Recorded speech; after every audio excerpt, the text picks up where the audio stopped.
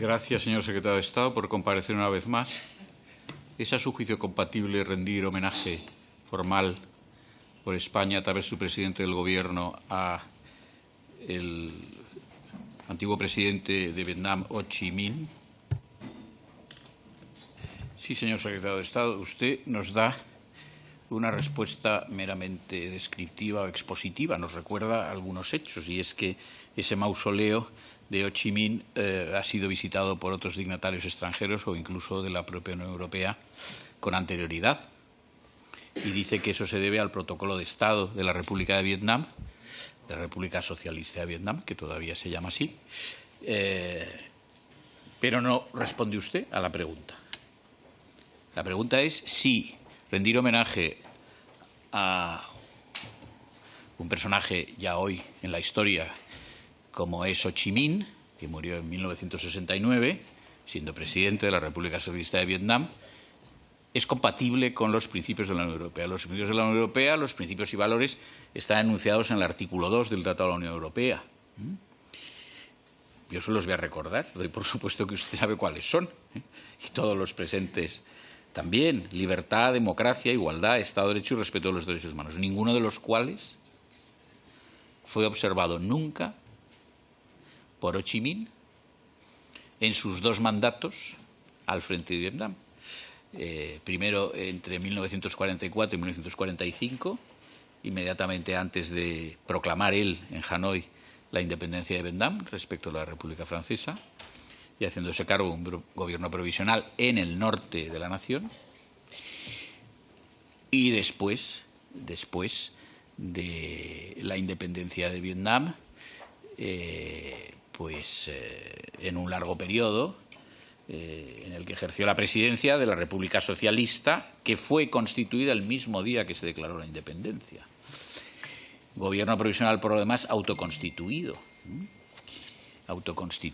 Bien, y entonces, ¿quién fue Ho Chi Minh para que consideremos no de dudosa compatibilidad, sino radicalmente incompatible rendirle homenaje por un Estado democrático como lo es España, o debería serlo, porque tenemos serias dudas de que lo siga siendo, o al menos que lo sea como debe serlo?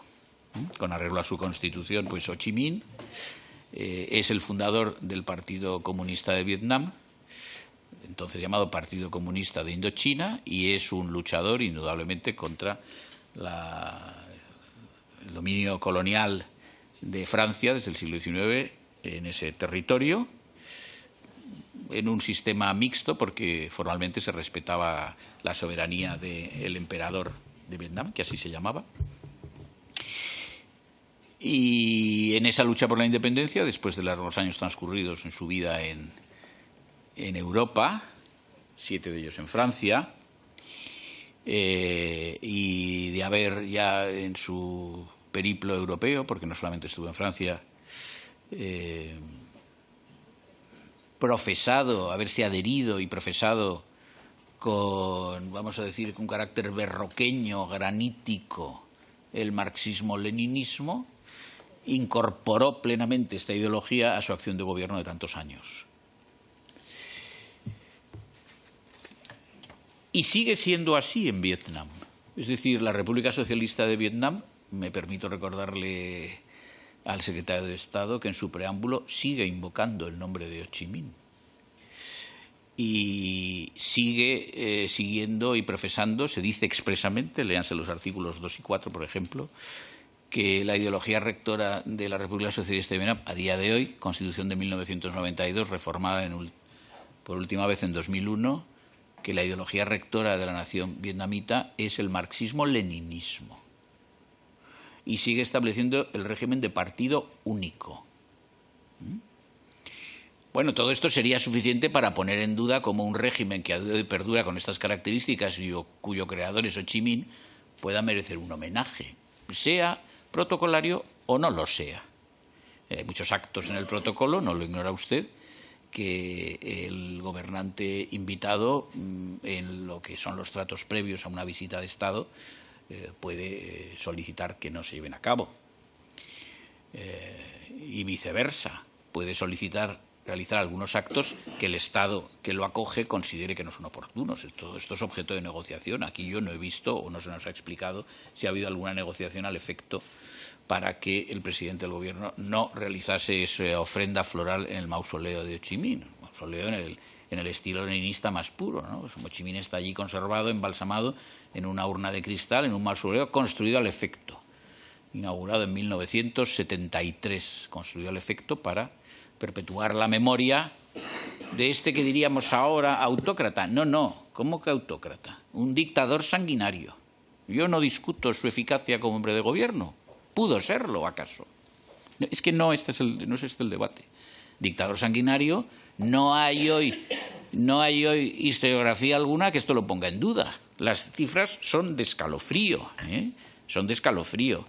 Entre 1950 y 1960, es decir, en esa década en la que se produce la Declaración de Independencia, y él llega al poder, como he dicho, en el año 45, inicialmente en una parte del territorio, luego en toda la nación, casi 1 millón de habitantes, en un país no tan poblado como China, ¿no? Huyen de Vietnam del Norte, gobernado por Ho Chi Minh, en razón de la persecución política. Entre 50.000 y 100.000 ejecuciones públicas de acusados de ser enemigos del pueblo. Fuente Stéphane Courtois,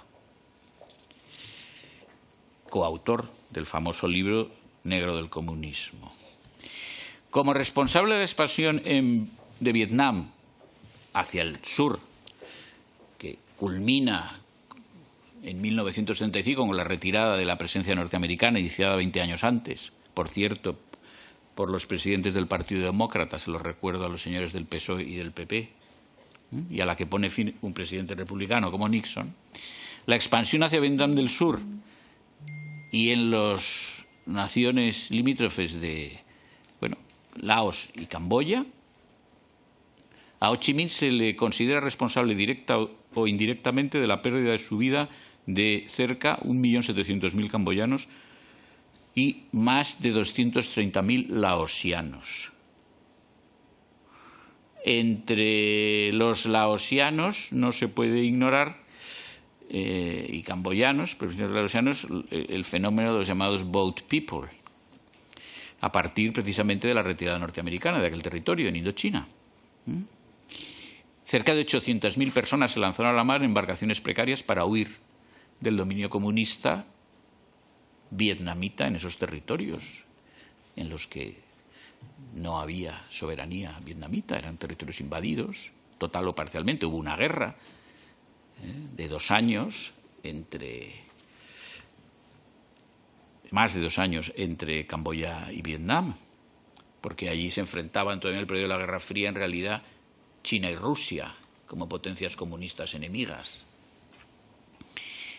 De los 800.000, en fin, desesperados que se huyeron para salvar su vida y se lanzaron al mar, según datos del Alto Comisionado de Naciones Unidas para los Refugiados, perecieron en esas inciertas y procelosas travesías marítimas entre 200.000 y 400.000 personas. En estas condiciones no es posible justificar ninguna ofrenda floral.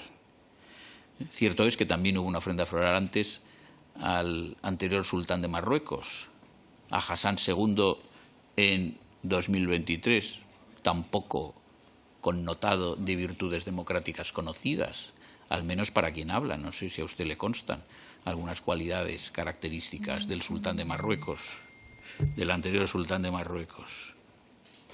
Y todo esto en extraña coincidencia con el último propósito desacralizador del Valle de los Caídos vía lo que se llama la resignificación, con esa memoria histórica sesgada. Pero que esto es el último paso, pero este gobierno y el presidente del gobierno fueron los promotores de la profanación de la sepultura de Franco en el Valle de los Caídos, diciendo que era un lugar de enaltecimiento. No, enaltecimiento es el mausoleo de Ho Chi Minh, donde se le rinden honores militares permanentemente. En el Valle de los Caídos no había ni honores militares a Franco, ni nada parecido. Estaba enterrado en una basílica. que visitaba a quien quería. Y desde luego jefes de Estado no. Como hay decenas de miles de enterramientos en toda Europa en iglesias cristianas, no solo católicas.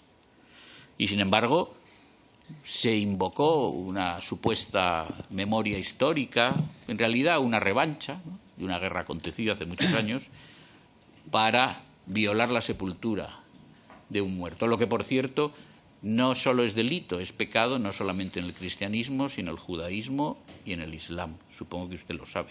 Señor Sánchez, tenemos que ir terminando. Por lo tanto, aquí hay una incoherencia grave y, desde luego, volviendo a la pregunta y concluyo, no se compadece en modo alguno una visita con esas características de homenaje formal con los principios de la Unión Europea, organización a la que España pertenece. Nada más.